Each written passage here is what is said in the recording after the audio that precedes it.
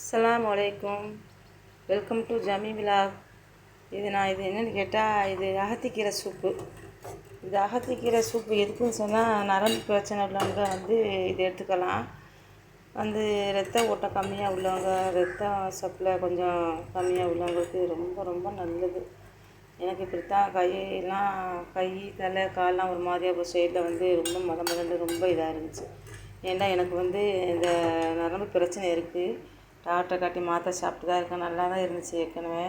இப்போ இந்த பனி நேரத்துக்கு என்னமோ தெரியல, ரொம்ப எனக்கே ஒரு மாற்றம் தெரிஞ்சிச்சு, முடியலை. அப்போ தான் என்னுடைய தோழியை பார்த்தேன்.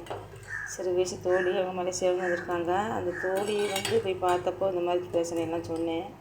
அவங்க சொன்னாங்க, இந்த மாதிரி எனக்கு இந்த மாதிரி இருந்துச்சு, ரொம்ப முடியாமல் போயிடுச்சாங்க. அதை ஒரு இந்தோனேசியாக்காரங்க சொன்னாங்க, இந்த மாதிரி நீ எடுத்துக்கோ, ரொம்ப நல்லது அப்படின்னு சொல்லிட்டு அதை பண்ணி பார்த்தாங்களாம் என் தோழி. பண்ணி பார்த்ததுக்கு அவங்களுக்கு நல்லா சரியாயிடுச்சு, நல்லா பூர்ணமாக நல்ல குணமாயிடுச்சு. இதை நீ கண்டிப்பாக செஞ்சு பாரு. அதிகாலையில் வெறும் வயிற்றில் கொஞ்சோண்டு கீரை, கொஞ்சோண்டு 2-3 சின்ன வெங்காயம் போட்டு கொதிக்க வச்சு நீ குடிச்சது சாறை குடிச்சிட்டு அந்த கீரையை மெண்டு சாப்பிடணும்.